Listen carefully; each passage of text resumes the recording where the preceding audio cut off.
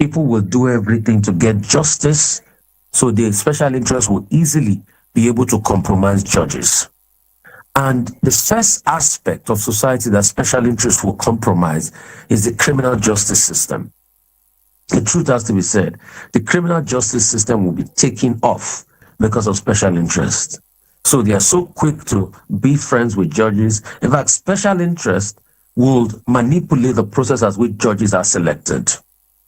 Special interests from a lower cadre of society start to infiltrate the judicial system, and they will manipulate how judges are selected. So once they are able to manipulate how judges are selected in the free gifts they give to judges and things like that, then definitely they'll be able to sway justice their way. Special interests will also manipulate law enforcement. They'll be able to sway how law enforcement is decided. Special interests will also be able to manipulate the rights of people so that the rights of people will not be heard and they will not be able to talk against them. So once they get that, then they're able to manipulate all areas of society. Then special interest starts to do everything for constantly growing their own base. So special interest does not only think of, oh, let me just manipulate people alone. They start to see how they can manipulate nations of the world. Nations of the world, not just only one nation. The reason why Africa is where it is today, because there's a lot of Western special interest manipulating Africa. Have you ever wondered, why is it so difficult for Nigeria to be able to produce oil? And after we produce oil, for us to be able to refine our oil? Definitely, there's a big, long involvement of a lot of interests. Some that give you the product and send the product back to you in refined material definitely will never want you to be able to have your interests met. So it's also incumbent on you to be able to watch it. Also, there is also a big blowback as regards continents when it comes to special interest. I say a blowback because there's a big blowback on the development potentials. Africa, for instance, has been taken in shackles with all its minerals in the interest of special interest. There are a lot of them that will constantly manipulate the system to be able to favor them. Special interest will not always want their secrets to be revealed. Guess what they do? They'll be able to manipulate even the media system because they want goodwill. And they know media is a reportage of society. So if they're able to manipulate the media system, then they're able to get their way. So you see all sorts of articles and all sorts of, interest being aligned in media. Definitely for every nation, every top superpower will have a media arm that is spent on. The thing is, the interests of every country will matter to them. Even Nigeria has a service called Voice of Nigeria that shows Nigeria's interest to millions of people around the world. So every nation has some form of its own special interest. But the question is it beneficial to the local interest of the people? But it's not always the case. The first case study one is the Second World War. The Second World War, and I'm going to tell you how the special interest Hitler started almost dominated America. Before the Second World War started, Hitler had already started a mechanism of the indoctrination of fascism and anti-Semitism in the American system. How did he use it? How did he do it? He got a lot of agents that infiltrated the American system and bribed American senators, Senator Lindsey and a couple of other senators, to start espousing fascism value. And these fascism values became dominant in America. Apart from the senators, they also bribed a new wave of media broadcasters. Most important amongst them is Father Coughlin. Father Coughlin was said to have one of the most prominent radio shows across America in the 1930s. His show reached out to millions of people. If it was said that the population of America was over 120 million in the 1930s, Father Coughlin's show reaches out to, guess what, over 34 to 45 million people, where he constantly blamed the Jewish bankers for the problem that was happening in society, which led to a big rise in anti-Semitism. In fact, at some point, because he didn't like the president and they wanted the president out, so they went ahead to start saying that President Roosevelt was Jewish. And this is the power of special interest propaganda. Father Coughlin also had a magazine called Social Justice. The Social Justice had a circulation of over 1 million people. American lawmakers then were said to constantly use their own office apparatchik to spread communist messages. In fact, senators like Senator Lyndon, most of his messages were written for him from Hitler Germany. Senator Lyndon had a particular German agent called Verick. Verick was part of those that delivered the messages that Lyndon would read to him, that Lyndon would read to, what is it called? The mass generality of people. Truth has to be said. Most of these American senators did this because of the money they were getting, and they too indoctrinated the ideology. And many of these fascism groups were funded from Germany. Take, for instance, those called the Silver Shirts that push right-wing nationalism. All of them, and most of them, were funded from Germany. So, like I was telling you before, special interests will take over media. Have you ever wondered why media is saturated with a lot of people that have got interests? Secondly, special interests will take over the judicial space. In fact, when John Ruggie, one of the prosecutors, wanted to prosecute these people, these senators caught for, national Christian nationalism, right-wing nationalism, groups like American First, special interests reigned supreme. They frustrated the judge to the point of death, and the case was thrown out. And it took Ruggie to be able to publish most of his findings of most of the senators that were indicted in that project by Germany. And the book is out there. You can read the book. It's called The German Project by John Ruggie. Rogge. So, and guess what? Even when President Truman took over, when he saw that most of the indicted senators were his friends from the Senate, guess what he did? He ensured that the report was not released. So special interest can also affect up to the presidency. And this manipulation pervades every area of our life. Special interest abounds everywhere. The truth has to be said.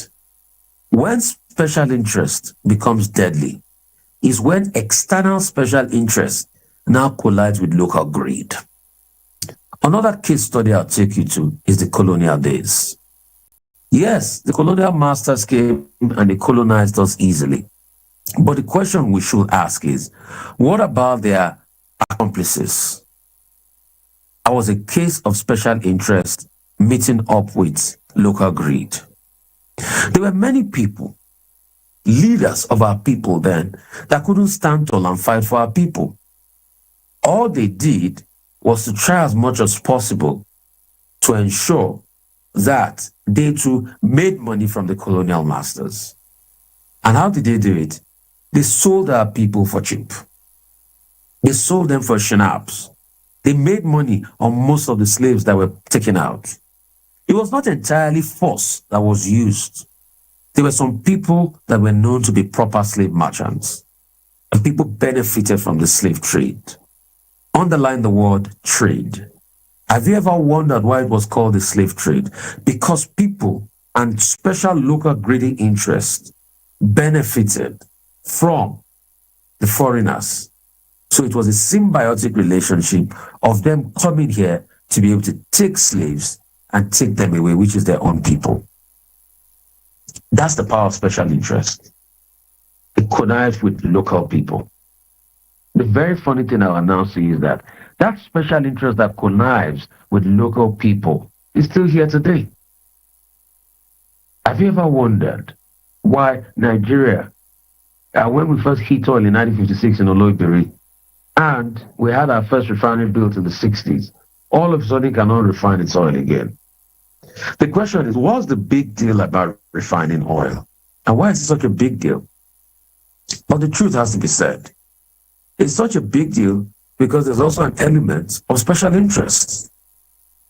Special interests that look at their own gains and say, okay, if we can ensure that we can sell refined oil to these people, give one or two people around in their government the capacity, not money, so that they will not, and they will ensure that the refineries don't work. And the truth has to be said, nothing will happen. Nothing will happen. So over the years, despite how much money that's pumped into the refinery doesn't work. And we keep importing. And the steady market at which we import from never ceases. And that cycle only continues. And that's how the power of special interest works. Because if that cycle continues, some people benefit and some others do not benefit. Who benefits? The companies that bring in the oil for us. They constantly keep their factories working. And for every time you import something, hope you know that you export jobs. For every time you import a shoe or a car or anything, hope you know you export jobs. And that's what I tell people, drive Nord, drive Innoson, drive Jet Motors. So special interests over the years deliberately made it in such a way that you can't really get anything. So that as long as they keep their industries working. And how do we drive ourselves into the hands of special interests? Through our own greed. Another case study is SAP. Why did we even have to take SAP in the first place? After, in the 70s, Nigeria was said to have so much money that Yakubu Gowon once said, the problem is not money but how to spend it. The reason why we had to take SAP was because the economy was down and the greed of Nigerians had coincided with the wealth that came to Nigeria. Greed and wealth doesn't go hand in hand because in no time, the culture of greed will eat up wealth. That's why I say culture will eat strategy for breakfast. So guess what happened? When we had the windfall money after what was called the Yom Kippur Wars in the 70s, the truth is Nigeria had so much money. But guess what? The culture of greed popped up. So everybody became greedy because they could make so much money. Nigeria was quite very wealthy then that in 1976, we had a tennis tournament that had all the best tennis stars in the world come to Nigeria to come and play. The likes of Arthur Ashe, Tom Borowski, and a couple of other players. In fact, it was said that the prize money was as good as what they would probably get in Wimbledon. But what happened? Greed came in. The first massive greed that came in was what was called the cement armada. The cement armada was because Nigerian government felt all of this petrodollar it had, they wanted to put it into development. So a lot of people greedily went to get tenders for cement. And trust me, we had too much cement at the port that the government couldn't clear. In fact, it was an armada of cement. It was said that that year, the highest export of cement to any country came to Nigeria. And guess what? Because the capacity of the ports was not enough to clear it, then demurrage set in. Once demurrage set in, the people and the suppliers were more concerned about their money rather than the interests of Nigeria. So guess what happened? The pain continued. Nigeria settled cases of demurrage up till 1983-84 from the 70s. Another huge corruption deal that went on also in the 70s was the case of Festac. A Nigerian newspaper was awash with a lot of corrupt scandals that went out from Festac. The truth is, while we're squandering all those wealth that we made in the 70s, we're just opening doors for us to be able to get the dose of special interest from the West. Nigeria had so much money in the 70s. Cement murder, corruption, and many other things happened. In fact, the proverbial old money that they call some people now was money probably their parents made in the 70s, because Nigeria was awash with a lot of money, but also was awash with a lot of greed. And like I tell you, greed and wealth don't mix properly. Truth is, when all of that happened, the country plummeted. As at the late 70s, after the 79 election, the power was handed over back to the military, to the civilian government of Shehu Shagari. The wealth had already plundered so badly. Shagari came into and probably continued his own cycle too, allowing people have their way and all of that. Guess what? It only continued.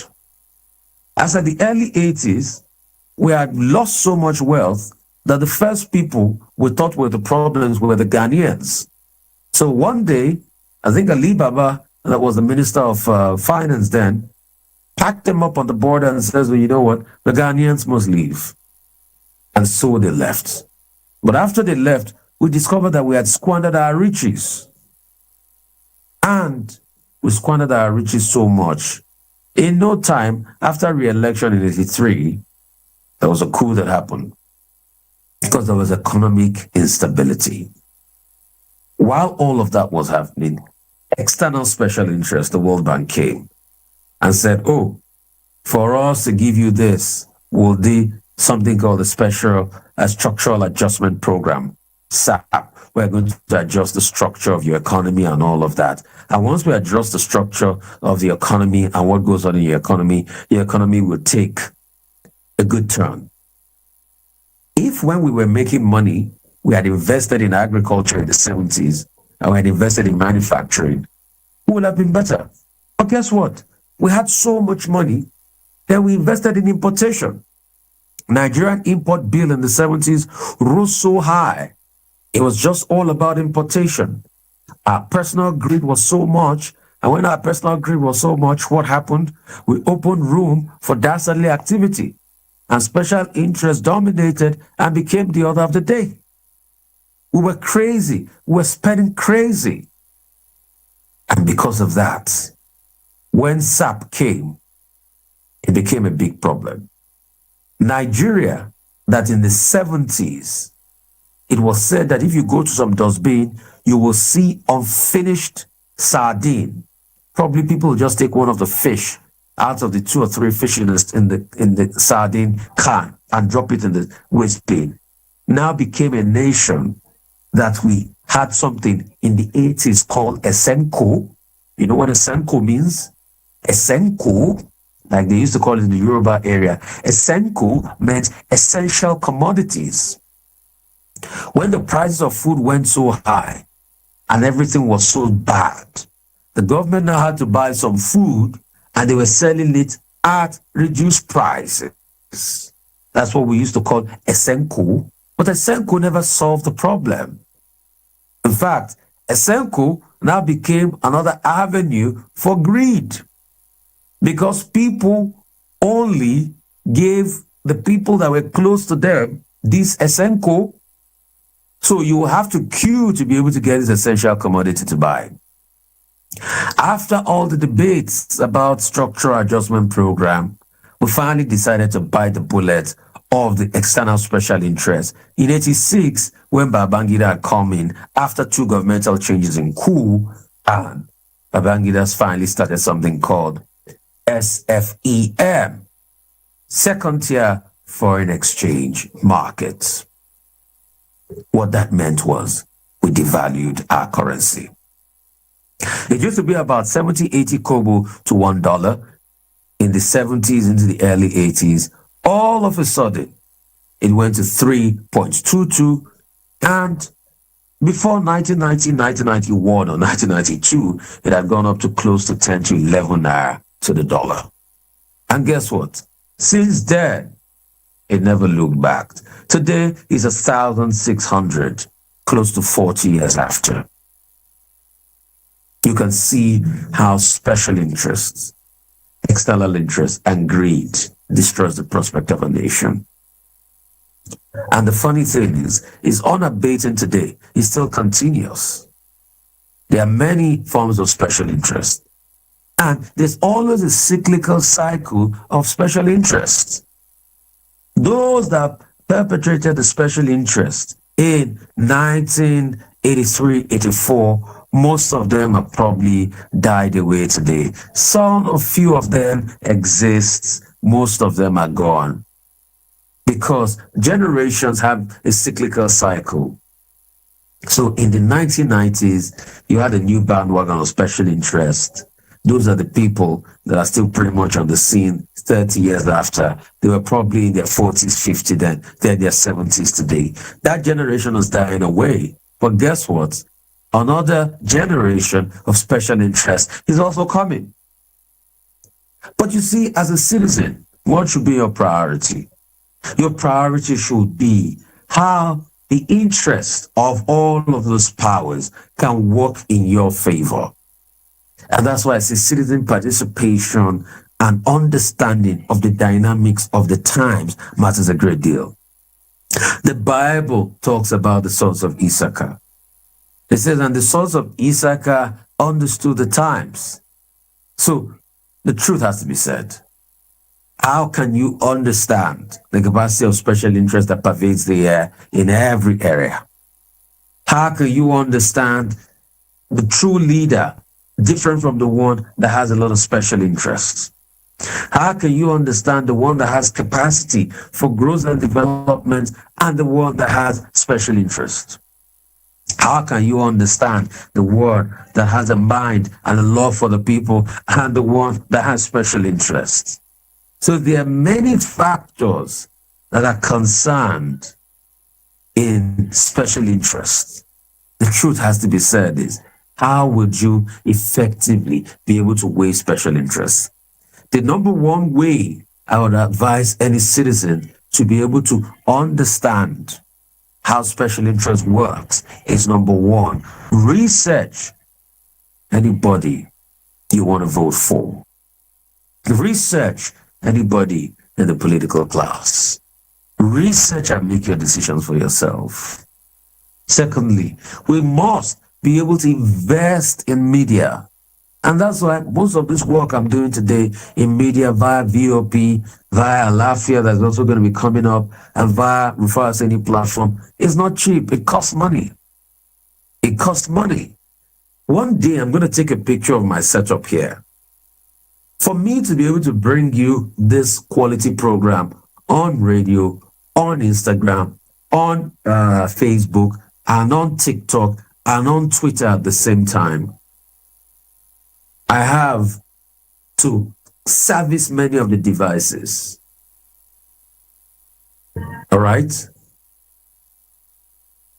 Service many of the devices, provide internet, then research, buy books.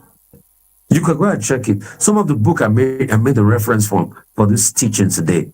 One book, go and check it, a hard copy of John Rogue's book, the one I quoted about the German project, is close to $1,000.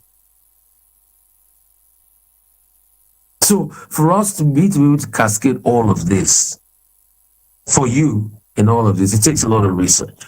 It takes a lot of sleepless nights. Good media, I tell people, is not free. It takes a lot of research. It takes a lot of reading. It takes a lot of seclusion, because I'm giving you this quality programming. So that's why we constantly call for support. So you must also, in your own right, support good media. You must also support good media, because that's how we can constantly put this in the eyes. Because see, what fought the war against special interests in America in the 1930s and won was because of the media. Journalists took the report of John Roger that they would not allow him try those perpetrators of those crimes in the books. And once they published it out and people knew those people, they ensured most of them were not voted back into power. And that's the truth of the matter. So the power of media gives the people a lot more power. Join us this morning. Let's have a conversation. Join us this morning. Let's have a great conversation. And it promises to be wonderful. 0818 099 1991. 0818-099-1991. I'll just quickly get up the device and I'll be right back. 0818 099 1991. 0818 099 1991. Those are the phone lines to call us up. 0818 099 1991. We'll take a couple of calls, and in the 10 o'clock hour, we'll continue with a powerful message by Professor Lumumba, and it promises to be great. Sorry, the people on Twitter, if you cannot see me properly, I apologize. I know the phone is quite bad. Hello, how are you? Hello? Hello? Hello, can you hear me? Great to have you. What's your name? Where are you calling from? My name is Mr. Baker. Where are you calling from? I'm calling from Nigerian. Great to have you. Please, I want to find out if possibly one can get a copy of this your work this morning, because it's so. It's our. Just go to VOP on YouTube. Go to VOP on YouTube, or go to Rufai Oseni's pages on Instagram, on Twitter, and the likes. You'll find everything there. Wow. I think we need this kind of talk, especially as it has to do with Hitler's semantics and Hitler's destruction of the Jews. Yeah. It is precisely what people are trying to propagate here. Yeah. When people are now talking about, accepting the Igbos, creating hatred for a particular tribe, it starts gradually. Yeah. And the problem we have with it, the little children that are growing up get it into themselves. It's as if they don't have knowledge of history. The one that happened very close to us, the Rwanda issue, I mean, that should have taught us a lesson. Yeah. Just because somebody went to the radio and called a tribe cockroaches, and they saw what it resulted into. Yeah. I was watching this thing, 2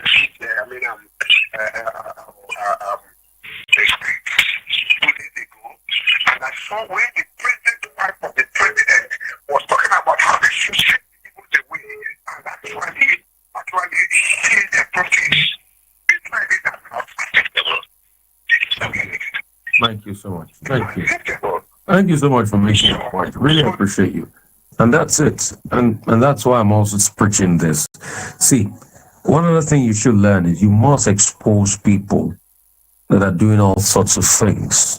All right? And that's why I said the power of media reigns supreme. Hello, how are you? Hello, good morning, my big brother. Yeah. My name is Dr. Manjan Pharmaceutical, calling from Abuja. Great to have you, my brother. How's your great work going on over there in your advocacy work? To God be the glory, God has been so faithful. We thank God.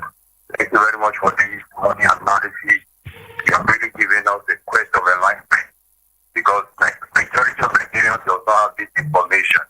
When you don't make research, and thank God that God has given you the opportunity to open our eyes to understand where we all get it wrong. Bless you. And may God bless you.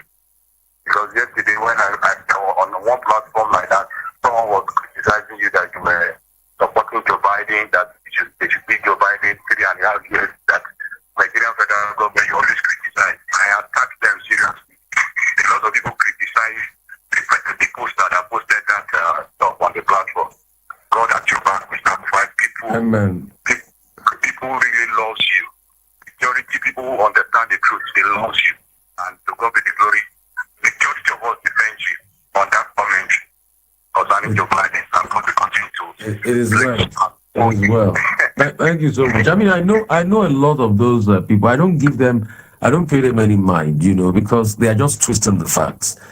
You will give Joe Biden more time compared to a President Tinubu that has done nothing. When inflation was high in America, Joe Biden set up something called an Inflation Reduction Act. We have seen him drive inflation down from over 10% now to about 5%.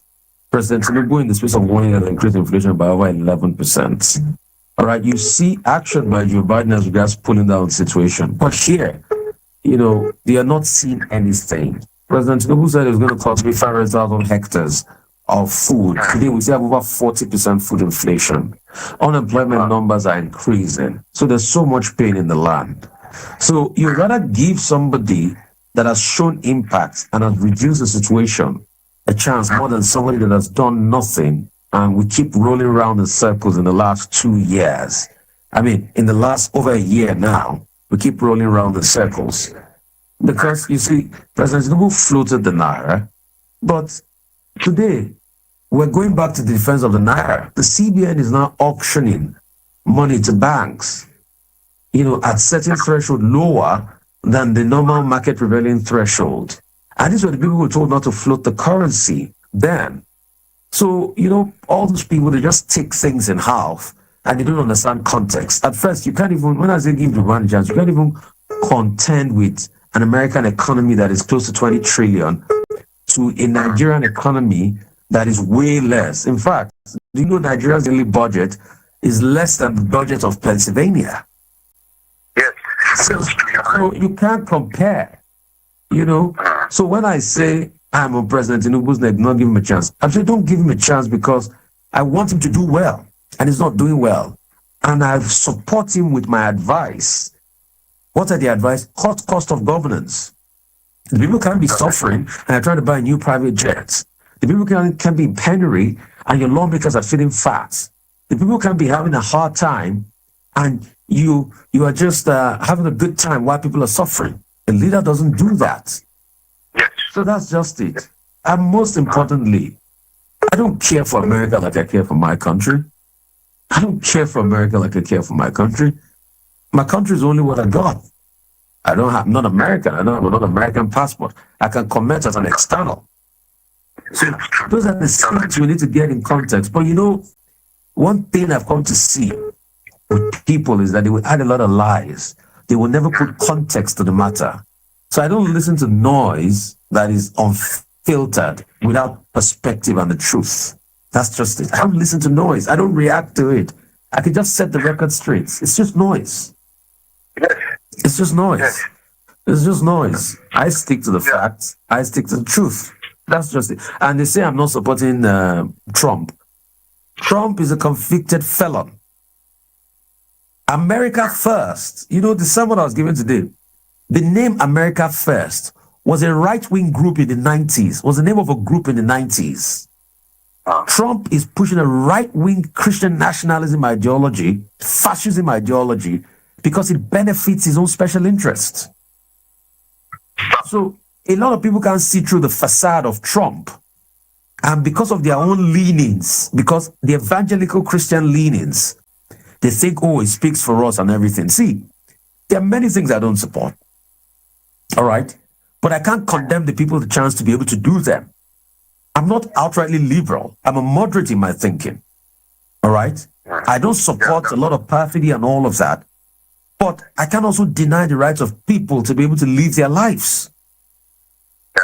So, but when you look at it and the argument is, the Democrats are too liberal, they've destroyed the economy. You want to compare it to the Republicans that are now pushing an agenda in Heritage Document, 2025 document of Christian nationalism, just like they did in America in the 30s. I mean, we saw all of this. So let's get the perspective right. We deceive ourselves too much because a lot of people don't have the facts. So they just join the bandwagon effects. And I'm here to set the truth straight. So it's always, and you see, we've seen characters like Trump too many times in our history, even in the history of America. You can go and research. There's a man called Huey Long. Huey Long was one of the top governors, I forget the state, maybe of Minnesota or anything. It was British too, like Trump. I mean, we've seen the likes of George Wallace. We've seen these characters in American history. So let's not deceive ourselves. We know what's going on. Yes. I don't have a dog in their fight. I don't think America is perfect. I don't think America has everything. I still feel hurt as regards to some of the things they've done to the African continent and the world in general.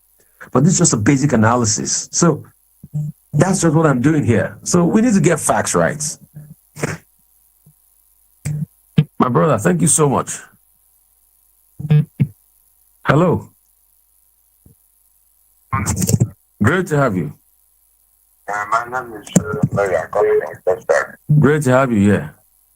I am so impressed by first time of the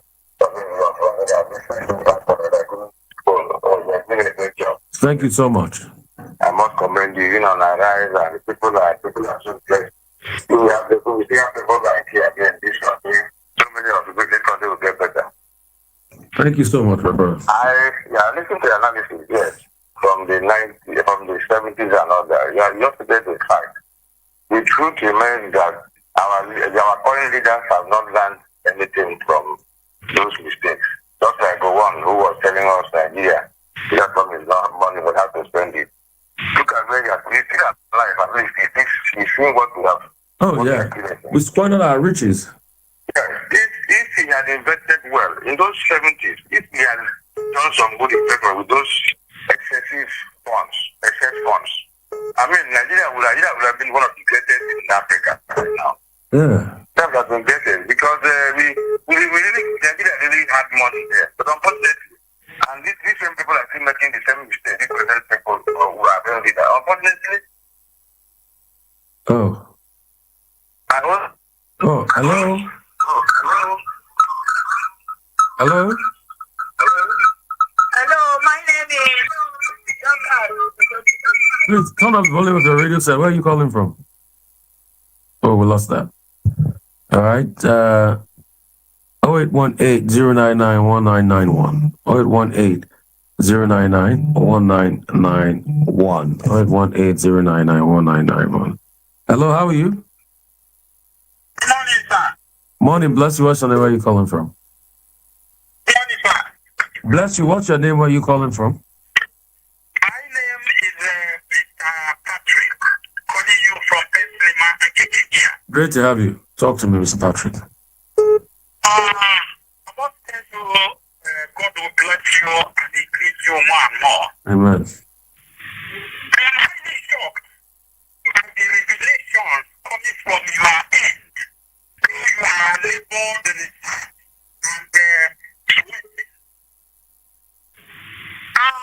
please, I must tell you, I have a lot to contribute, a lot to. But I would like my village to be, not to be on air or something of that nature. But I would like no problem. to reach you later after the Thank you so much. You can just always reach the numbers we've given out. Hello, how are you? Very well, thank you. Great to have you. What's your name? My name is George. Where are you calling from? George is calling from Akota. Okay, good to have you. Go ahead. Yeah, I must thank you for your in-depth analysis of the issues in our national life. You just made a big reference to one particular thing that started or that makes you the Second World about the thinking of the Jews as in black that started Hitler's war and all that. And I want to also relate this to what is happening in our nation today. When there is a small few number of persons from the West that have started castigating the evils going. That is how it starts. And some voices like yours, like the other ones, from the West here, who are shouting on the top of their voices about the injustice, about the problem it could lead to if not making the road. Those who are supposed to speak are not speaking, and this is allowed to go on and on. It's not because you hate your brothers or something, no, or that you will not be able to know. You are speaking because of the consequences this could have in future, for some of us who would have lived our lives and let history will continue to be told. And our children, grandchildren and great-grandchildren will read these things and teach will continue with them. And at one point in time, there could be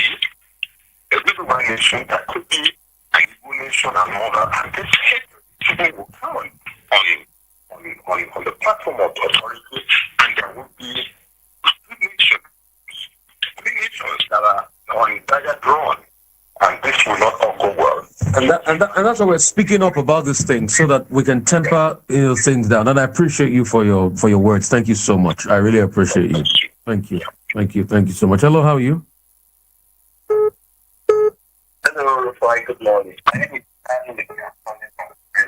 Great to have you from Australia. Thank you so much. First, I just want to thank you for what you're doing. It's wonderful. I just want to talk on two things very briefly. One, so the issue of the negotiation saying the vote for plan and all that. I think we're going back and forth. Why do I say that? When the organized mass protest, which was the protest for the betterment of Nigeria, the Yoruba bad and the Hausa really deep on the people. So they say people wanted to talk to the protest. So this is what people want to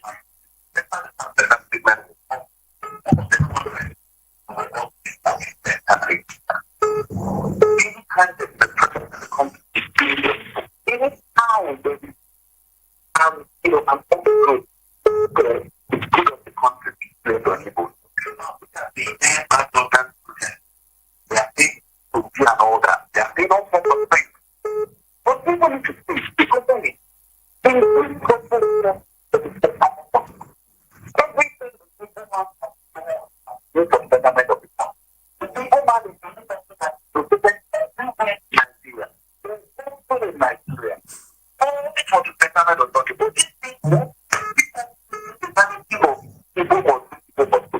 And we condemn that narrative. My brother, we've got a lot of calls today. I want to quickly move on to them, but I appreciate you.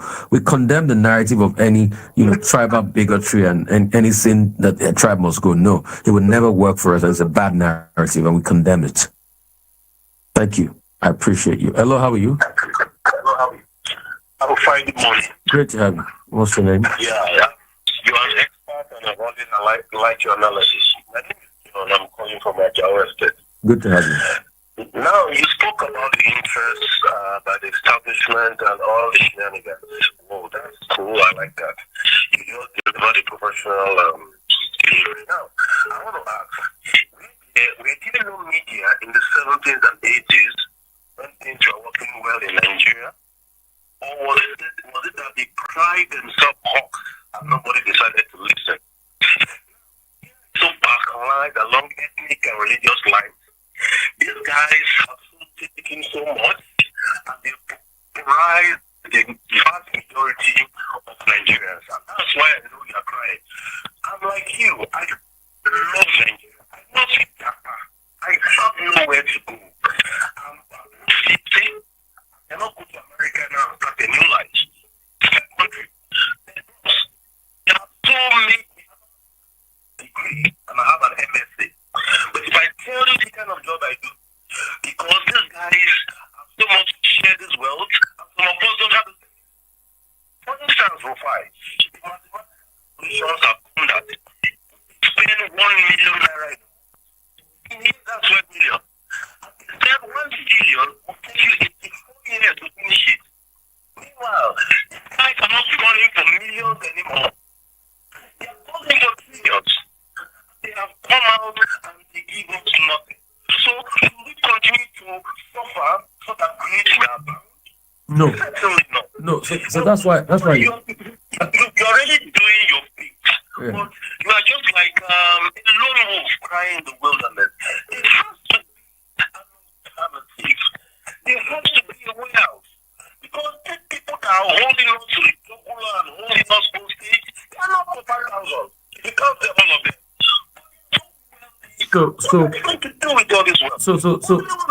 So let me tell you what I'm doing is this. I mean, I get your point. What I'm doing is this.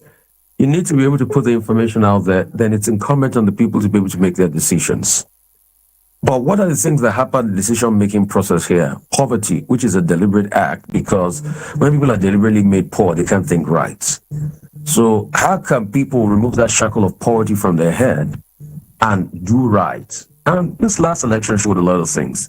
There's just a lot of consolidation in that. So that's why I keep telling people, after whatever happened in the last election, people should not quit, but keep believing in the country. Because the moment you say, oh, I can't do it any longer, I stop believing, then the country will never move forward. You're going to lose all the progress you had before. Hello, how are you doing? I'm okay, I'm fine. Sorry, I lost my head time. So that is me, pharmaceutical. Oh, my brother. So that's just the. Let's talk about your project that you're doing in the north. How is it? The people you've gone to reach out to. How is it going? The drugs you've given them. Topic glory. We thank God we are making progress. I just want to use this opportunity to inform all our followers and our partners as well that by September 13 we have an outreach in Nasarawa State. Okay. In Kefi, Nasarawa State. Can you call your number out so that I can reach you and support you for that outreach? Okay. 090. Yes. 86. Yes. 83. Yeah. 36. Yeah. 27. Okay. Call it again. 090. Yeah. 66. Yeah. 83. Yeah. 36. Yeah. 27. Okay, that's Manjin Pharmaceutical there. Go and support him. It's part of the outreach we are also partnering with. There's another outreach we're partnering with Emotion to get young guys off the street. It's done by Pastor Musba. So also go out there and partner with him. So we have a lot of charity projects we're doing across board, across on many of our platforms, and also the Senior Center and WWII, what we're doing. In fact, so we're going to be having what's it called soon on the 28th of September. Schools in Ogun State, if you're interested, we're going to be having our own debate program where we give fabulous prizes to students, in the locality and everything, and just make their lives a whole lot better. So the Senior Center Library in Odogwu will be having its own debate on the 28th of September, 28th September. Yeah, this year, and the promises are great. We had a great one last year, and the promises to be really wonderful. I'd like to say a big thank you to all of our audience and listeners, and across the world, across many platforms, across TikTok. We're beginning to bring TikTok in. Also to most of these are great sermons, but and Twitter in. We're beginning to bring Twitter into most of all of these great sermons, so we'll see how we can constantly grind this. Every week right here. But God bless you. I pray as you go this week, the favor and the blessing of God will be upon your life. He'll be upon you. He'll guide and protect you. Give you peace on every side. He will give you his love and joy and his happiness. God will rest over you in Jesus' name. It is well with you. God bless you. And you are blessed. You're going to be highly favored in your life. So bless you so much.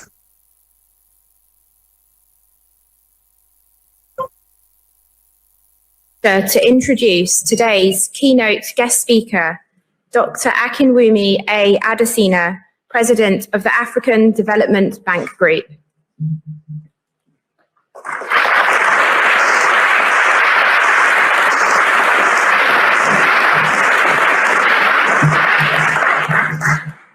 Thank you very much, and good morning to every one of you. I wish to thank the Dean, Sumitra Duta, faculty, and of course the students of Oxford University Side Business School for the great honor of being your commencement speaker at your graduation ceremony today. I'm here with my beautiful wife, Grace is somewhere here. I don't know where she is. Right. And for everything that I've done in my life, 60% belongs to her and 40% to myself.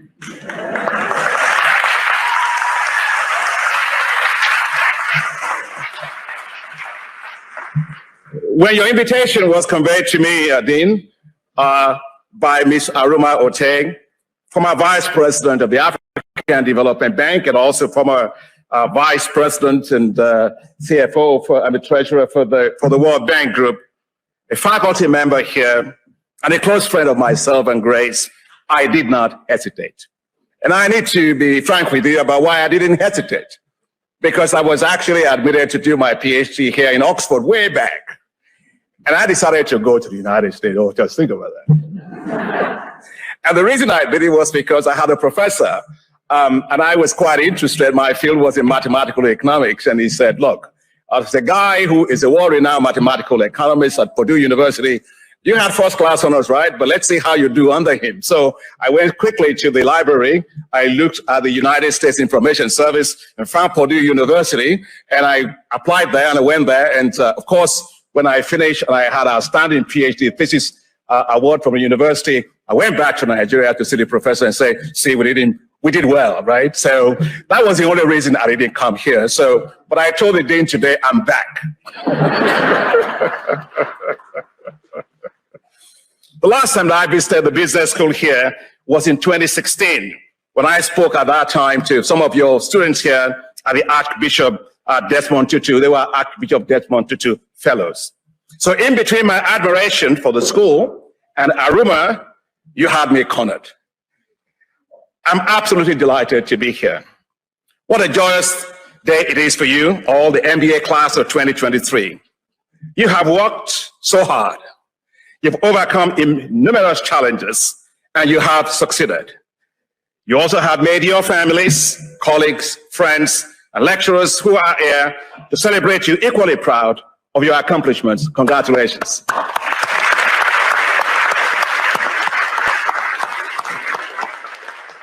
Now, you are among the most privileged few in the world. Now, graduating from Oxford University sets you apart. Your school, the Side Business School, is one of the best in the world. And I'm delighted that also I heard that the benefactor of your school, Mr. Side, is here with us today. Thank you, Mr. Side, for your exceptional generosity to the school and for supporting all of these MBA graduates that will shape the future of our world. Class of 2023. In front of me today, I see builders and shapers of hope. You have been well prepared to go into this world to become change makers. You have received a world-class education, and you are absolutely ready. The world awaits you. The world faces many complex challenges. At the top of this is climate change. It poses existential risk for our world. We must do all we can to keep global warming to no more than 1.5 degrees Celsius. And for that, we need innovations to power the world better with renewable energy. We must do all to feed the world. It is not acceptable that over 2.3 billion people in the world go hungry every day. God did not create stomachs to go empty. He created them to be filled. There must be a hunger-free world. The COVID-19 pandemic has taught us the importance of global pandemic preparedness and to ensure that no one is left behind as far as access to affordable healthcare is concerned. After all lives matter, for the rich and for the poor. Recently, United Nations Secretary General Antonio Guterres raised the alarm of the world is off course on meeting the Sustainable Development Goals, the SDGs, our collective agreement to shape a better world for all. A better world for 940 million people who are without electricity in the world. A better place for 3 billion people without clean cooking energy.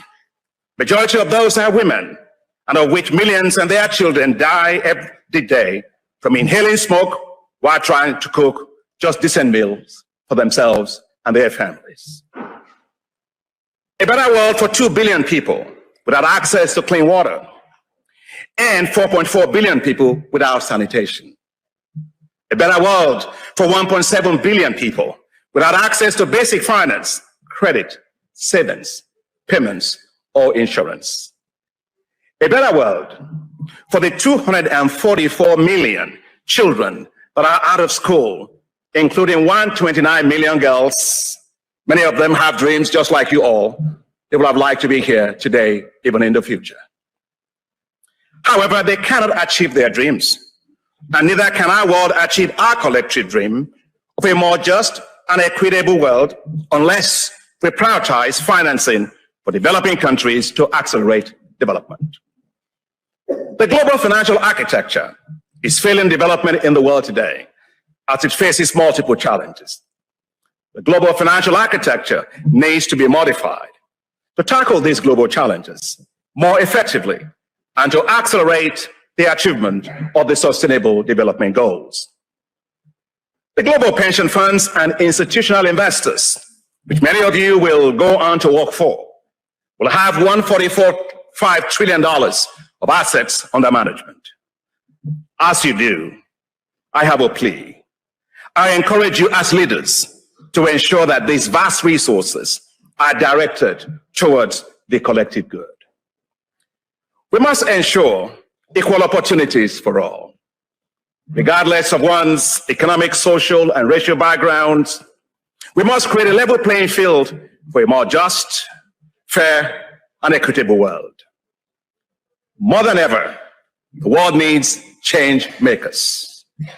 Change makers that can carry the love of God into a turbulent world. Change makers with a heart.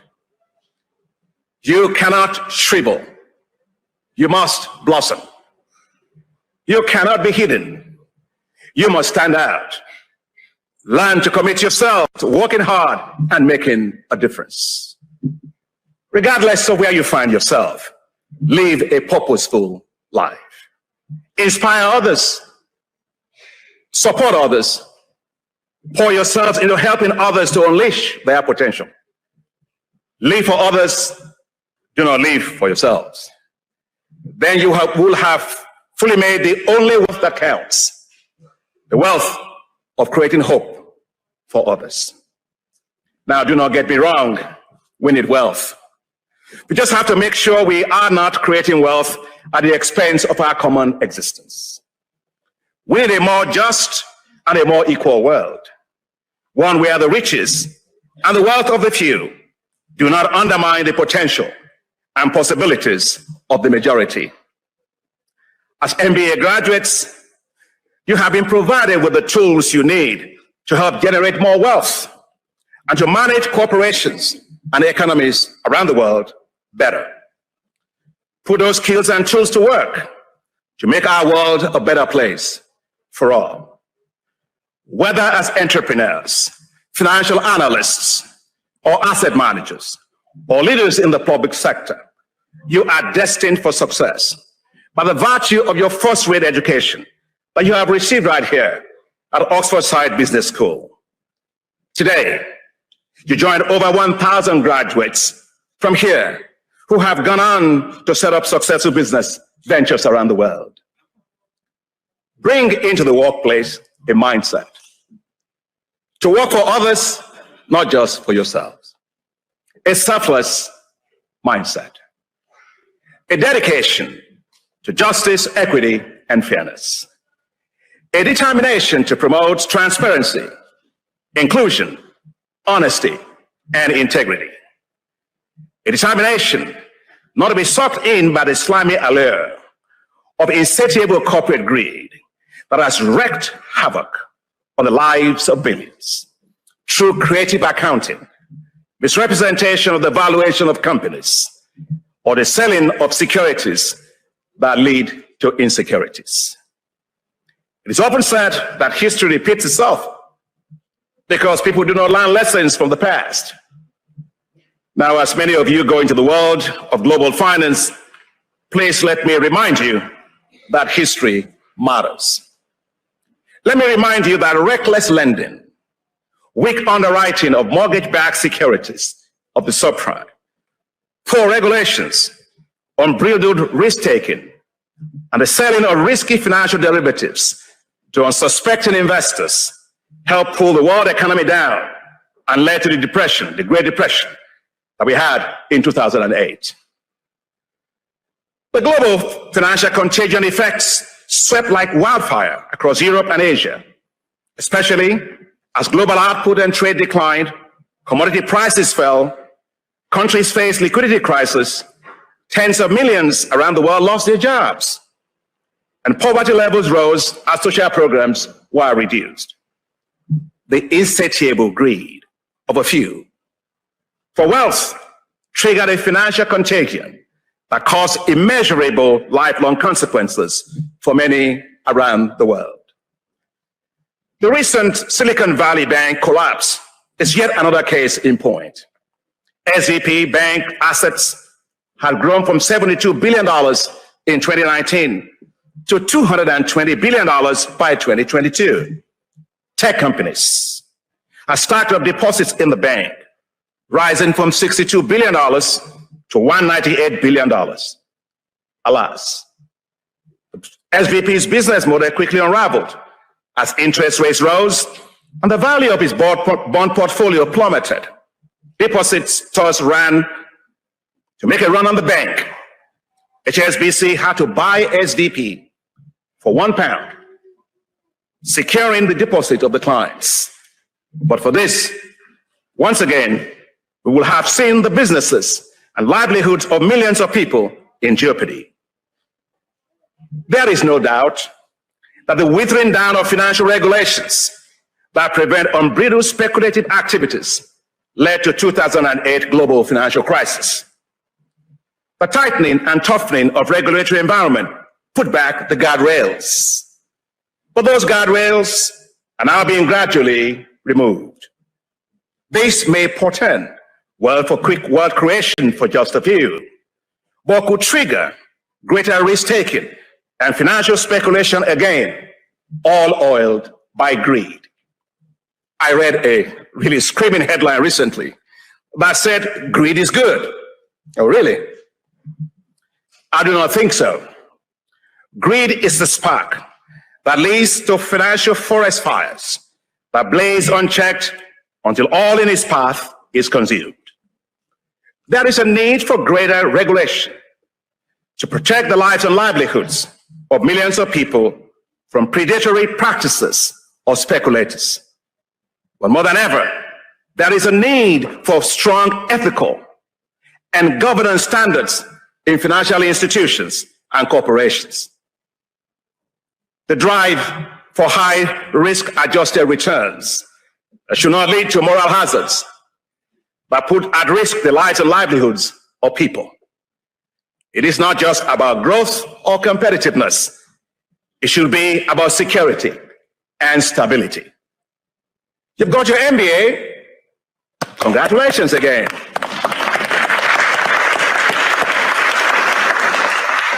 You deserve it, and you work so hard for it. Now, add to it the key for success: integrity. Integrity is about honesty, transparency, authenticity, and trustworthiness. The famous investor, Warren Buffett, once said, and I quote him, "In looking for people to hire, look for three qualities: integrity, intelligence, and energy. And if you don't have the first, the other two will kill you." He's so right. Look at him. In other words, intelligence and energy without integrity is a disaster. While your MBA will open doors for you, it is integrity that will keep you successful and make the world a better place.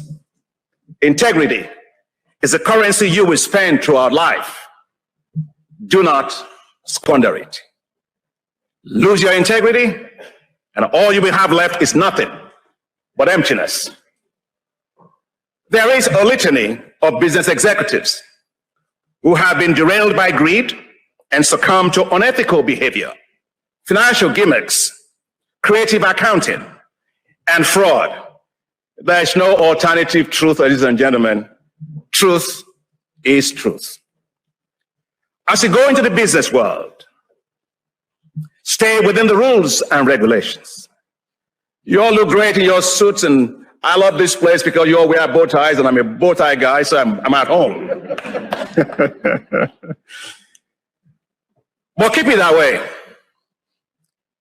Don't trade your striped business suits for orange jumper suits. Do honest business. Stay out of trouble. Set your goals and stick to them. About 4 years ago, I wanted to raise the capital of the African Development Bank Group. Now, a major shareholder who spoke with me at the time, said, "This is dead on arrival. You're a first-time president." And actually, the father of one of the graduates today, Bright Okogu, Dr. Bright Okogu, an ex-Oxford graduate, is here. Bright, where are you? Somewhere here? He was the dean of the board at the time. You can hear the guys. He was the dean of the board.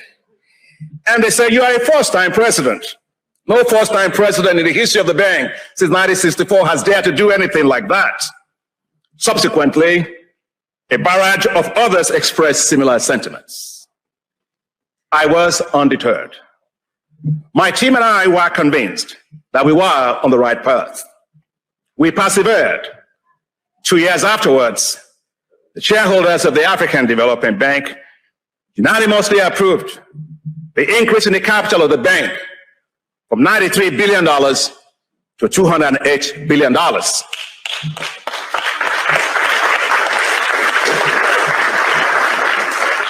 The largest capital increase in the history of the bank since its establishment in 1964.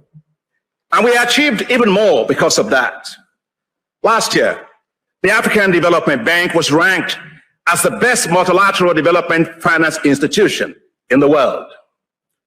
This year, the African Development Bank was ranked as the most transparent financial institution in the world for lending operations to governments. Here,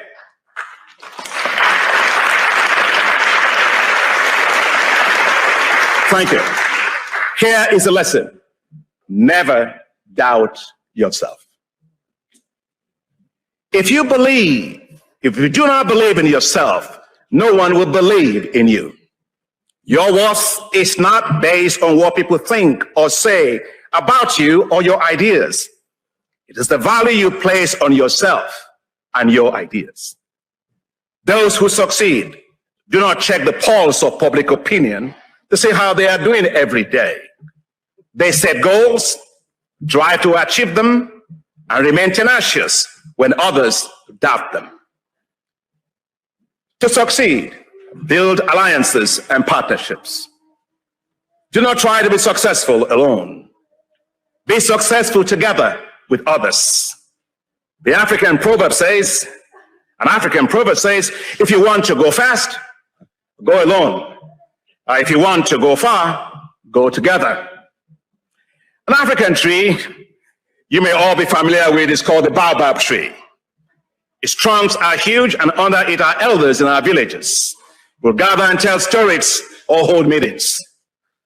If you try to wrap your hands around the baobab tree, it is impossible. But if you join hands together with several others, your collective arms can embrace the baobab tree. That is what I call, in my leadership approach, the baobab approach. At the African Development Bank, I used the baobab approach with great successes. Let me give you an example. Earlier this year, we wanted to support Africa to mitigate the effects of disruption in global food supplies due to the Russian-Ukraine war. We had developed plans for countries across Africa to be self-sufficient in food within 5 years. But now we needed to have this financed. I told my team, deploy the baobab approach. We did. We worked with development partners from around the world. Within 6 weeks of the summit, we had raised $70 billion in commitments to implement investments around Africa. Nothing works better than collective success. Never walk alone. Now you must go out and be all that you can be. Now you must arise and shine. Be a doer. Never procrastinate. Take decisive action. Be purposeful. Be determined. Be resilient in the face of whatever challenges come your way. Now, if you set goals and your plan A doesn't work, don't forget there are still 25 letters left in the alphabet. Never stop doing good. Think with your head, but act with your heart.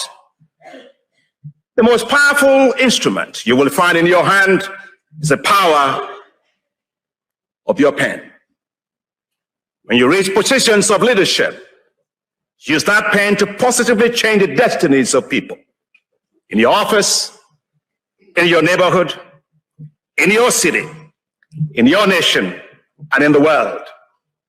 Let that ink that flows be the ink of kindness that always flows from your heart. Be compassionate leaders and make the world a better place for all. Now, ahead of you is a stretch of life. Live it fully. Live it doing the right thing. Live it supporting others. Live it doing the best you can to improve the lives and livelihoods of people around the world. Use the Baobab approach. Now, I'll ask to stop your order a little bit. I'd like you to rise and hold the hands of the person next to you. Just the graduates and the faculty members.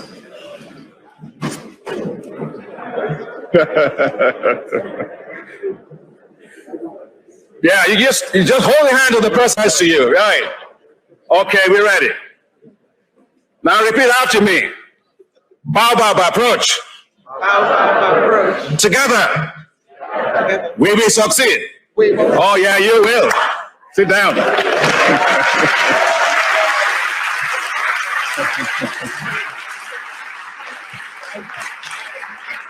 Now I want you to go out and make a difference in the world. May God put wind behind your sails. God bless you all, and thank you very much.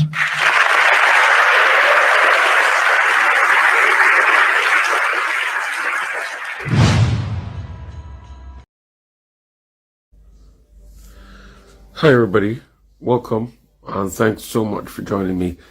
There's a quick matter I would like to talk about, and I just had to bring this your way. It's about the plight of Nigerian students in Russia, and I'm going to have somebody, join me and talk to me about the plight of Nigerian students in Russia.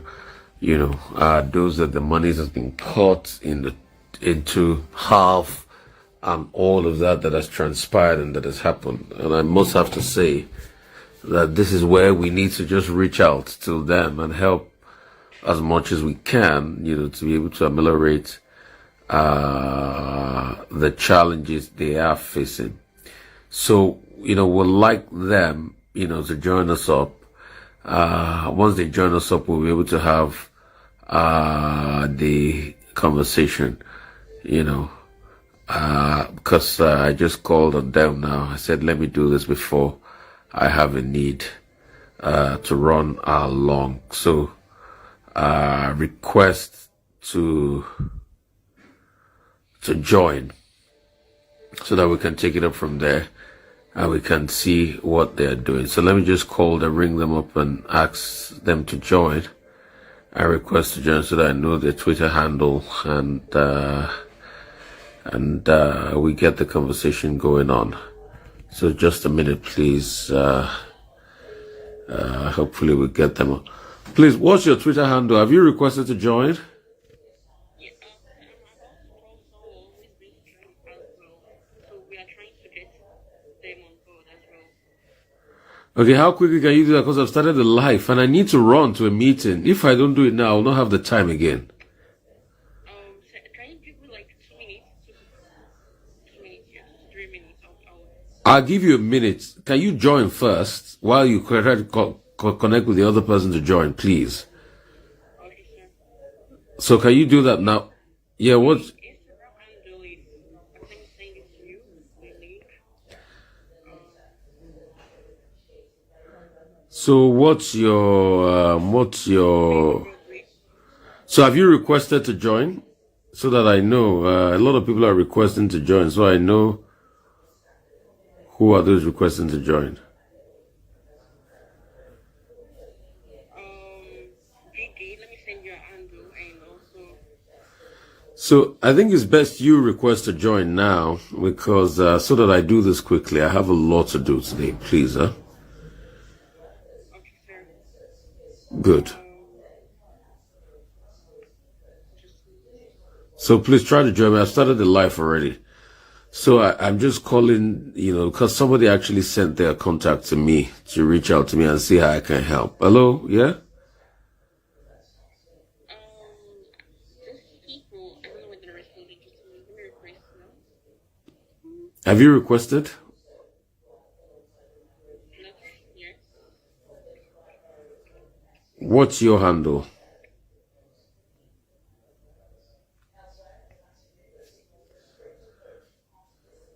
Yes, I requested now. Have you requested? Yes, I requested. What's your handle? Favor Godwin. Favor. I have not seen any request here. I'm seeing you.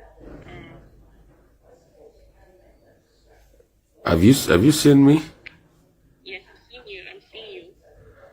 I have not seen any Favor Godwin. No. Requested. Yeah, but I've not seen you here. That's it.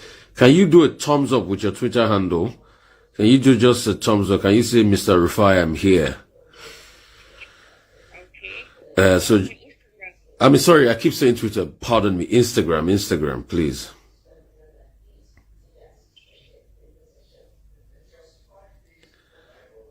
So just say, Rufai, I am here from Russia.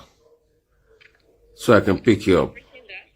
Okay, Favi, Feg, okay, I think I get a, okay, to go live with you. Okay, good. So it's connecting. Is it connected? I think, okay, let me accept again. Go live, yeah. I've requested to go live with you.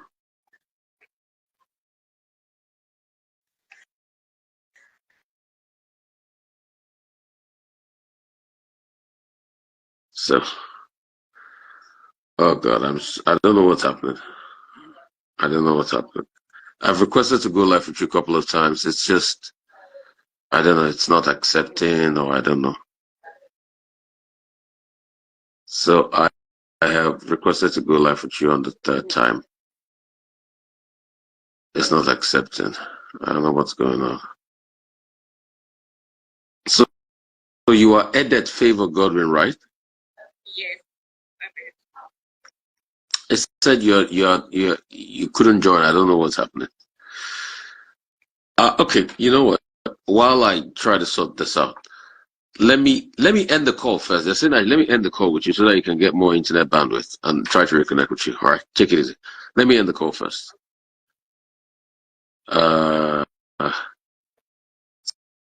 So let me end the call and see how I can join. I can try to join up. Okay, let's see if it's gonna work this time. Okay, good. So let's see. And it's just the plight of the Nigerian students up there in Russia. Let's see if she'll be able to connect, and let's see how that is going.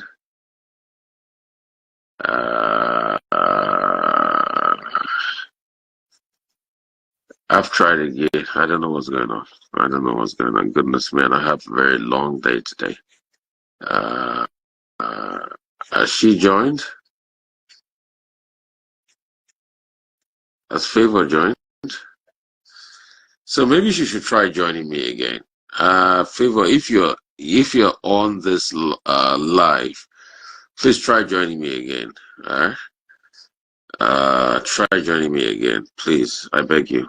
I don't know what's going on. I've tried everything. They say you're not able to join. I think obviously I don't know, something is wrong on your end. So I'll just do a call with you. So we'll do it this way. So I've tried on 2 occasions. You can't join. So I think there's a problem. So Favor, just speak to, Nigerians watching this now. What is your plight? At first, have you guys been paid your scholarship fee in Russia in the last 1 year? What is going on? Talk to me. Okay, can you hear me? Yes, I can hear you. Okay, great. So for the past 1 year, we haven't been paid our stipends, and we got in news after much requests and after much pressuring and all of that. And then the news we got in later, that was on Wednesday, they told us that they're going to give us a slash for the year 2024. And now they haven't even talked about the outstanding fees of last year. So it seems like the slash is only just for this year. And now, At first, Favor, so that we get it right, reintroduce yourself. How did you get to Russia in the first place? You are there to school on behalf of Nigerian government and all of that. I mean, tell us the backstory first before you tell us about this price slash. Okay, so my name is Trevor Godwin. I'm Trevor Godwin from Akwa Ibom State. And I came here on a scholarship in 2021. And before we came, we were schooling online. We had our preparatory class online, the language year. And then after the language year, we were able to move to the first year. And we had it online because of the COVID and the pandemic, the COVID pandemic that happened in 2021. And so after the borders were open, the Russian borders were open, we were allowed to come in to study. And so when we came in here, before leaving, we signed an agreement that that we are going to be paid a monthly stipend of $500 per year and an additional of $250 or a certain amount for our clothing and clothing and upkeep. Yeah, and they've been keeping to that for the past years, but they haven't been paying on time. So which scholarship is this? Does it have to do anything with the federal government of Nigeria? Which scholarship is this? This is the Bilateral Educational Awards Scholarship. So it's an agreement between bilateral scholarship between Russia and Nigeria. They also give it to other countries like Hungary, Morocco, China, Venezuela, and there are about 7 countries, so there are about Serbia as well. And they give students about 50 to 100 students per year annually to come here to these different countries to study. And when you come here, you have to learn the language for a year before you proceed to the first year. And basically, that's how it has been. And the agreement was that when you come here, your school fees is taken care of by the government, by the Russian government, and then your stipends and your other things will be taken care of by the Nigerian government. And the Russian government has been doing a very good part in that. Of course, our school fees, we don't need to bother about that because it's covered already. And so this $500 that is being allocated to what that is being given to us every month, we use it to pay for our accommodation, our visa renewal, and our medical insurance. And then we use the remaining one that will be left to cater for our daily needs and other upkeeps. And this slash really costs very big. It's something that is very sad. How many percentage slash is this slash? This is like 56%. And what did you guys do to qualify for this bilateral education award scholarship? So for my set, in my time when I applied for it, I first applied and then we wrote an examination, and then afterwards we were asked to send our documents, our WWII results, and the requirement was that you have to have a minimum of 5 A's and I think 2 B's thereabouts in your WWII results. So basically they give it based on the people that merit it, outstanding students, I would say, and also with the growth, yes. Sometimes it might not necessarily go that way, but yeah. Okay, so you said they were, and the government was, so you've been there since 2021, but they were paying you the $500 and your colleagues. Yes. But when did they, you said over a year they've not paid you guys. How many months are they owing you, and when did they start this slash?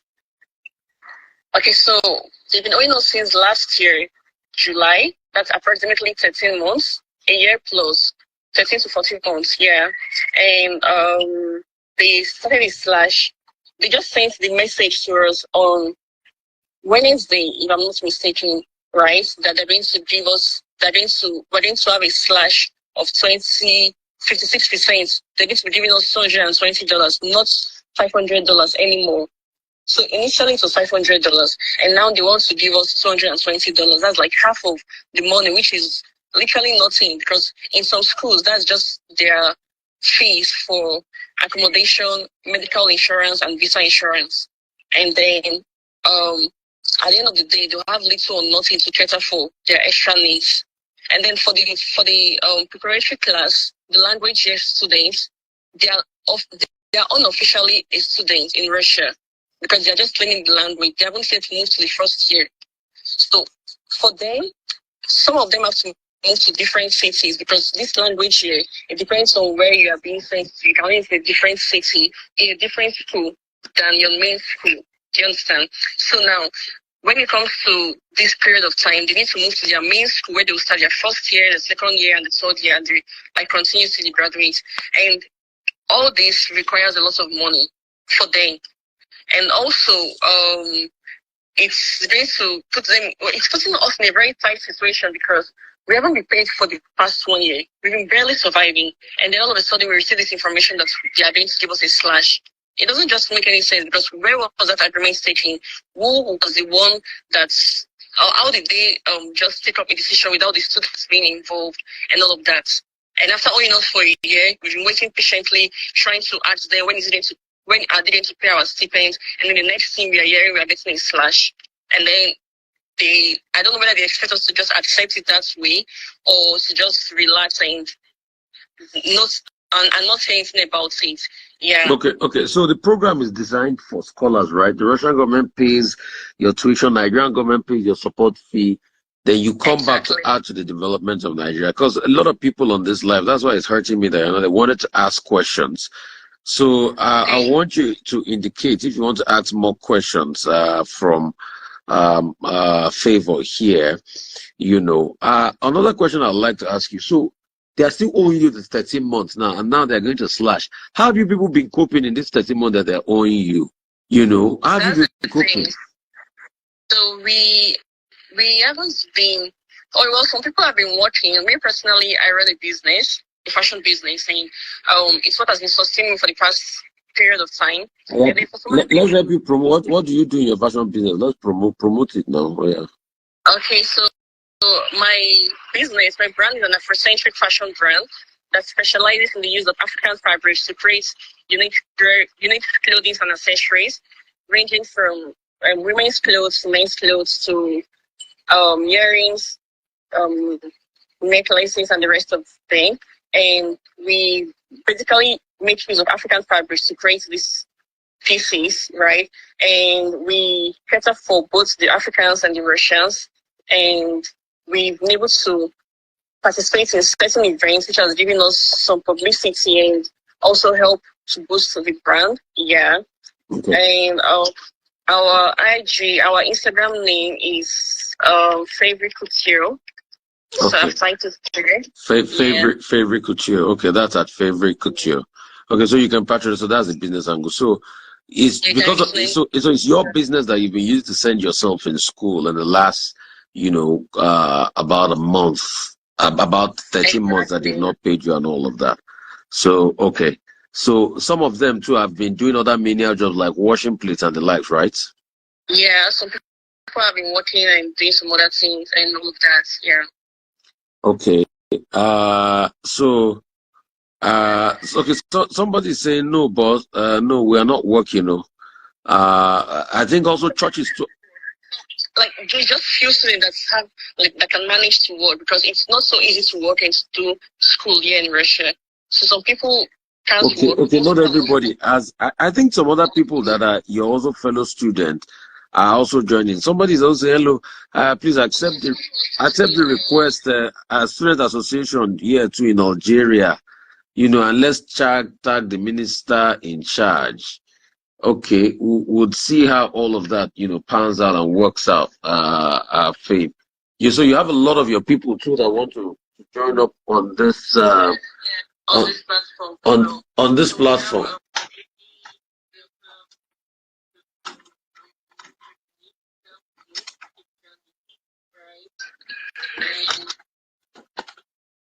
Just a minute, I just want to power up my device here because I need to for another engagement soon. So you have who did you call? You said Didi, are you online? Can you please did what did this handout Dial 2. Okay, dial 2. Let me see if I can go live with dial 2. Hope it's not going to bounce it off again. Yeah, okay, I can see Dr. Dial 2. Okay, yeah. They said the 500 was even barely enough for you guys. Okay, yeah. Dial 2, how are you? How's everything, my brother? I'm fine, sir. Good afternoon. How are you doing? Great. Dial 2, tell me what's going on with the plight of Nigerian students in Russia? I also hear those in Algeria too are complaining. Tell me more about it, Dial 2. What's happening? Actually, I'm in Morocco. So Oh, you are in Morocco? Yes, Okay, tell me what's happening to you guys in Morocco. Yeah. Tell me what's happening in Morocco. Are you part of this bilateral scheme too? Yes, I've been part of this bilateral scheme since 2017. I was given the award to study medicine, and that was 2017, just I think a year or two after Buhari became the president. So we got here, and life has just been there. Sometimes good, and sometimes it's challenges, as always. So right now, what is happening with the student is that we've not been paid for over 1 year now. I would say 13 months precisely, and it started last year when our money for January to August was appropriated. But you know what happened? The dollar was devalued, and the budget as at then was, I think, around 500 or 600. So when the dollar was devalued, it means that the money that is appropriated to the Federal Scholarship Board cannot be able to pay us all the arrears that they have to pay. So what happened was they paid for 8 months, but we had a shortfall. That's a dollar differentials of almost 2 months. I think it was like $1,123. So they told us that, okay, this is the issue. The dollar has been devalued. We cannot afford to pay. This is what we have. So we cannot allow you to staff. Take what we have. And then this one will be recorded as a dollar differentials. And when it is being approved, we are going to pay you. So the student took it. So that means we have like 1,100 in differentials. And we have the 4 months of 2023 also that has not been paid. So that makes it like 4 months plus $1,000. So since then, we've not seen any money. I mean, since August of last year. And right now we are in July. We've still not see any money. So this time around, the same issues that happened in 2023 happened this time around as well. So the budget was appropriated, and I think the National Assembly passed the budget at around 800 to 1 naira, $800 to 800 naira to $1 exactly. Yes. So, but right now, as we speak, the CBN is selling the dollar at about 1,600. Okay, so that means there is almost 50% cut in whatever that has been appropriated. So the FSB communicated to the Students' Union on Wednesday, saying that, okay, the money for 2024 has been released to us, but this is the money we have. The money cannot be able to buy the complete amount of dollar we need to pay you guys. So we can't allow you to staff. Therefore, we are going to pay you this amount, and then we are going to pay you this amount. So what the letter read was they are going to slash the money by over 56%, by over 50%, so that they will pay us what they have at the moment. So on receiving the letter, students were actually, because the letter came as if to say they are slashing the money and we're not going to get anything. So the questions were like, we're suffering. We don't have accommodation, especially for people here in Morocco. We have a lot of, the landlords were chasing us out, and I think you come across videos online where you see the landlord begging the Nigerian government to pay students. So after all this plight, why are you now slashing this money? So the student union wrote back to the FSB to say that no, we do not agree this slash in the money that we are doing. We cannot accept it because it cannot even pay our rent, let alone other utilities, transportation, books, and other things that are necessary for you to live. So today, I think we got a clarification from the FSB to tell us that what they mean in the letter was they are going to pay us this percentage, and the latter percentage will be paid at a later time. So I think the student president, what they have decided to do is, okay, if that is the case, we want to have it in written form. The letter that we sent the to students did this, not decide that. Okay. Let Olochi talk. Olochi, where are you joining us from? Sorry, can you hear me? Yes, I can hear you. Where are you joining us from? Yeah. I'm joining from Russia. Okay. Go ahead. Yeah, go ahead. Okay, talk to us. Yeah. Yes. So that kind of some information is given that I'm not aware of. So it's maybe question information. First of all, the student did not decide. The FSB did not inform us that the money they were slashing was that they'll pay us later. No, they told us according to the later. I don't know if I can display on Instagram that the current Please rate just is display here. $220. Can you hear Display me, the please? letter, please. Yes, display the letter if you can. Yeah. If it's possible to display on Instagram, but just a minute. Let me check for the letter. So, give me a minute, please. Where can I find this? No problem, Olashe. Yes. There was no information provided that they were going to provide more money or anything. They just said the last rate was $500 and now they are going to pay us $220. That is what has been causing the outrage after owing for 13 months. Just a minute. Can I come in? Yes, please. Yeah, go ahead. I was the former student president of the Nigerian students in Morocco, and I am still part of the union of the bilateral education agreement where all decisions are being taken. So I'm actually talking from the point of knowledge. I'm not just saying it from what we've seen as students, and I'm trying to give the explanation here. The same way the students interpreted it, it was the same way we interpreted that later. Hence why I told you that the students' union sent back a rejection letter to the FSB to say, because of our current situation, we can't accept this. $220 is not even enough, especially for us in Morocco, to pay rent. So what happened was we have the parent union. So the parents ESCO went yesterday to meet with the Federal Scholarship Board. They met with the director, and the director said that in clause 4, they meant they were going to balance 2023 and 2024. So when they said that, what I think the student leaders now agree on is, okay, there's no problem. If that is the case, we can take this money. But before doing so, this letter you sent, it is not clear enough. So we would love you to reply to our rejection letter, telling us that what you meant in this letter is that the balance of so amount is going to be given as soon as the money is paid. That way, the student union can have an evidence, because this is why she's talking from a point of evidence. Yeah, I know she has a letter. So that's why when they reply to us, we can have an evidence and we can show to the student, okay, this is the evidence FSB said. And then after that, we will be able to say, okay, we're going to accept it. Why fighting for the other? But before I let her come in, the most important point in this conversation is that we are calling on the President Bola Ahmed Tinubu, to look into this situation. Students have not been paid for over 1 year.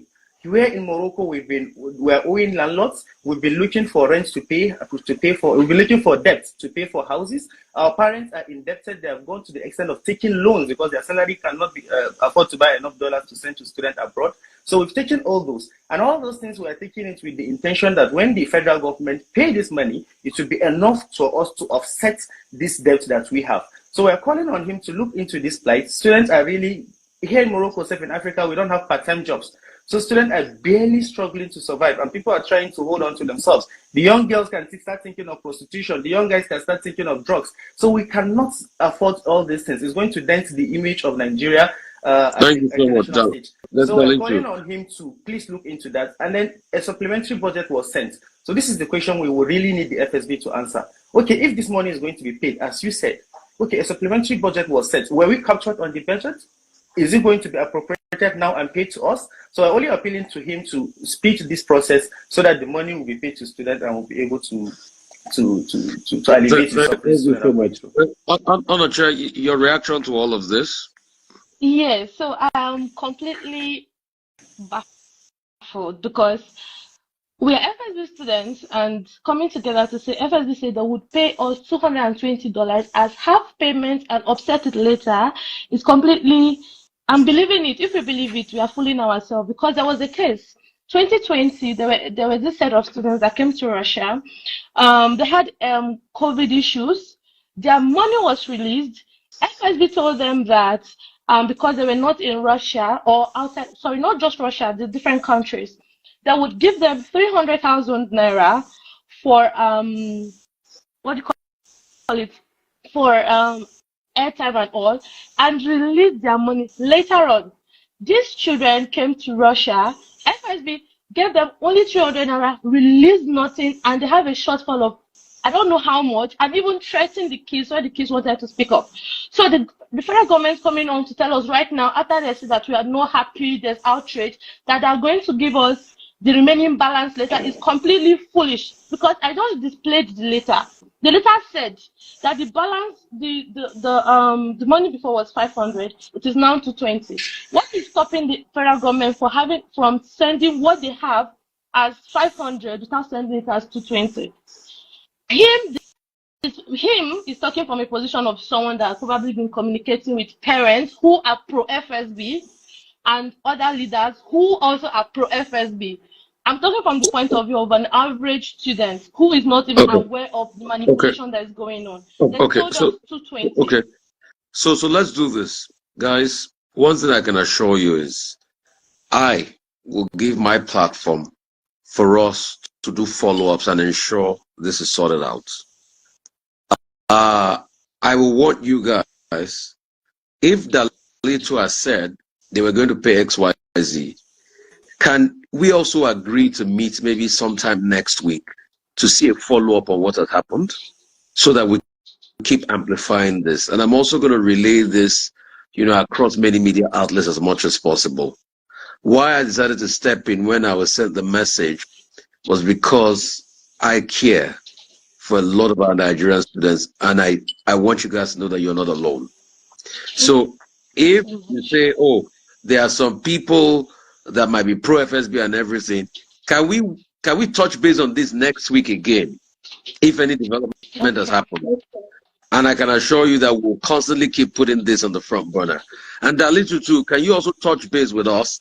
I mean, Favi Couture linked all of us together, but I can also set up a live. We can plan a time and we continue this conversation. My own point is I want you guys to be okay. If you're okay, because I know what goes on. I don't like to say the things I do for a lot of Nigerian students in diaspora, but I know how I had to make money available when some of the students that had the problem in Ukraine were in problems. And I know the role I play. I don't like to toot my horn. And these are the things, because I know you being somewhere far away from home is a very difficult one. It's difficult, very difficult for everybody. You just imagine Moroccan landlords, doing all sorts to you guys over there. It's very sad. Or just imagine Russian landlords. In Russia, some students you can't even work in Russia. It's really that's the sad one. To do so many jobs.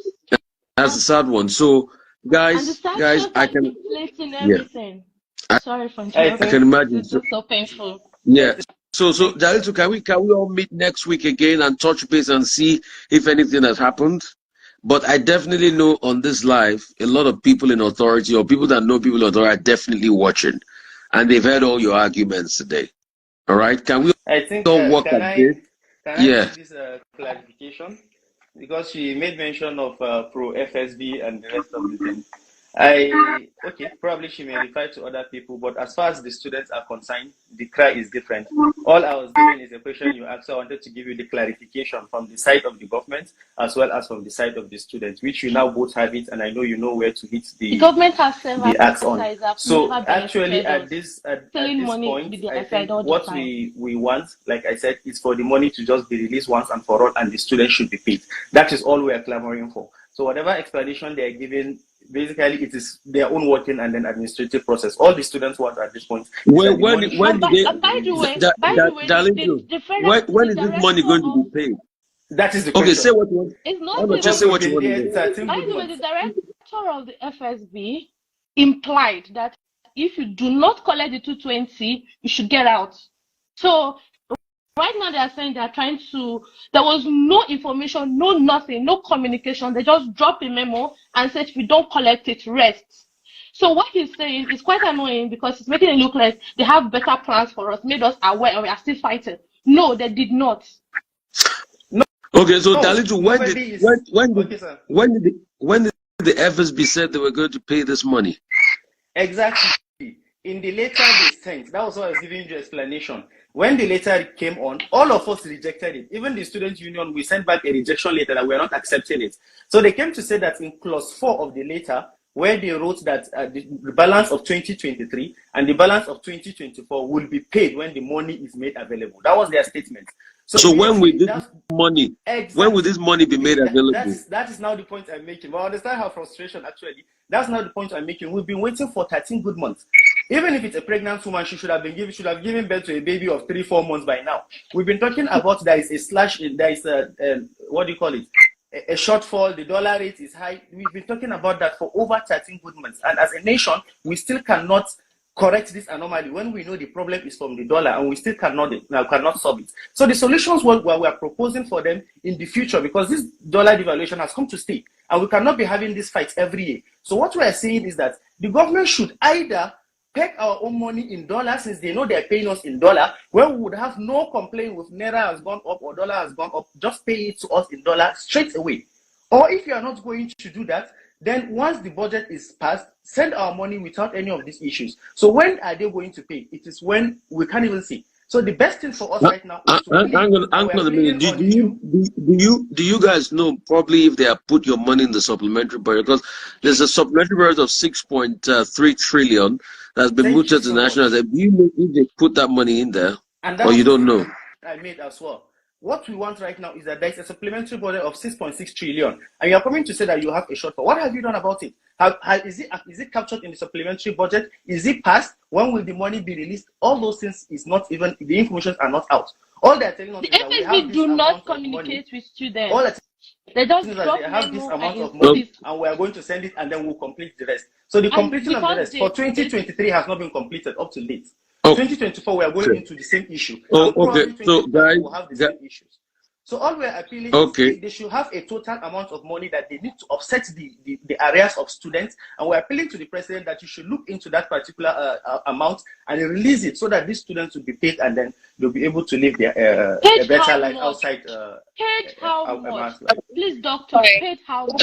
They should calculate all the money, all the areas, and then go ahead. What? They went for an interview. I'm coming, please. Top J. Okay. They went for an interview in the National Assembly. And the Committee of Education in National Assembly, I remember clearly what the man told the director and the permanent secretary Assad then, who is now the head of service. He told her, you complained of this same problem last year, and this year you are still coming with the same problem. Why can't you just give us a reasonable amount that we are going to appropriate, and this money will be paid once and for all? So we are in the same place. In the same place. What I want to clarify here to understand. Okay. Dr. Dalit. Dr. Dalit. The director herself is here. Dr. Dalit, let Top J. Top J. How are you? Where are you from? Yeah, where are you? I'm from Russia. Yeah, from Russia. Okay. What did the director tell you of the FSB yesterday on the call? From yesterday's call, it wasn't with directly the director herself. The call was with the president of the parents group, or the parent association. They had a meeting yesterday with the director regarding our stipends, regarding the whole slash, the reduction and everything. So according to him, he said the director presented a rejection letter from Algeria and from Russia that has been sent, that she had received and acknowledged already. And her response to this rejection letter to the parents was that she is going to write a letter and send to the respective embassies of every BEA countries, telling them or notifying them that any student who feels he or she wants to collect this $220 should sign an undertaking and collect the $220. Any student who feels no, he is not going to collect the $220 should sign an undertaking stating or rejecting that he is not going to collect the $220. Now, what does that imply? Is that all she said, sir? Not all. No, wait, Dalitu, please, if you're not a student or you're not pro-student, I don't see why you're on this call. Oh yeah, it's okay, guys, don't interrupt. Let him man talk. Oh yeah, go ahead. All right, talk. So this implies that there has been a mind game going on from day one. Now, anyone who accepts the $220, FSB has the right to come back any other day and say you have budgeted your money and you do not have the remaining $280. They've done anyone who rejects the money Sorry to interrupt, now, please. We can't hear you. the FSB started giving a different explanation as to regarding the So we can't hear you. Can you hear me now? Yes. Yeah, go ahead. Yeah. So the explanation they were giving to this letter now was that they never stated any reduction. The only thing they mean is that this is the money they have, and the money they have decided to divide it across the 12 months, and it amounts to $220. So they are going to pay this money $220, and as stated in clause 4 of the memo we received, they are going to pay the remaining balance at a later time. But if you look at the letter itself, the letter is contradictory. The letter clearly states that due to the economic situation, they have decided to make an adjustment to our stipends from $500 monthly to $220 monthly. Then down there on class 4, they now stated that they are going to pay back this money. So it is, when you look at the letter, it is contradictory. So now, what we yesterday told the president of the Parents Association is this: we are going to make sure we write to FSB, requesting FSB to meet with all leaders from across all BEA countries. Let's sit down. Let them give us a detailed explanation from clause 1, clause 2, and clause 3 and clause 4 of their memo. What does each clause mean? And from there, this is our stand. If you say what you have is enough, is only going to amount to $220 for 12 months, we have the right, because what the students have voted is, okay, pay us the original money, which is $500. If this money is for 5 months or for 6 months, we will accept it, just like we did last year, and wait for the shortfall. Whenever the shortfall comes, we will clear the shortfall. But why are you now dividing the money across 12 months when you can just give it to us the way it is for this, and specify the month you are paying for, just as it was last year? So something is going on, and then they sent the letter to us directly, but now every reply we are getting from the director herself is coming through phone calls. Why is it coming through phone calls? We want everything written, official statements, so that if tomorrow something happens, we have official statements. But when it comes to phone calls, we might not have the records of those phone calls, and she can easily deny saying this. So that is why, that is our stand. And you have tried to, I personally have tried to reach out to the one of the officials in the embassy today. They said they can't give us any clarification. We should call the director herself, and we have still not been able to reach out to the director because we have invited her for a meeting, but we have tried to. Okay. So when you write that letter, what you're going to do is you can send it to Fave that reached out to me. I will post that letter on my Twitter page. Once you write that letter, we are inviting send it to me. Every so once people write that letter, send it to me. I'll post on my Twitter page. Probably Favor will organize all of us again. We'll meet again next week and keep holding these sessions on Instagram until something's done about it. I think it's a deal, guys. I have a lot to do this Friday. I'll have a lot to stay longer with you guys, but I appreciate you guys. You are the future of our country, and God bless you. Okay, I hear you have the letter already. So please send the letter to me so that I can post on my page and we can copy who the director is on across social media, and also I will amplify it in the media. So, you want to say something? Yeah. Sorry, please. So there was, the call yesterday was late night, around 12 midnight in Nigerian time. So there was no time to communicate all of this with students. So Gigi here never knew about the call. He said that Hatu later joined us after the call. We explained everything explicitly. So he was trying to explain, but Gigi was not aware of it. So that was where the confusion was coming in. So that was no wahala. In the end, all of us want a better life, and we want money. So that's just the most. But I thank you guys so much. I appreciate you for your time. I have to run along into many other things I do now. Dalitu, you want to say something as we wrap up?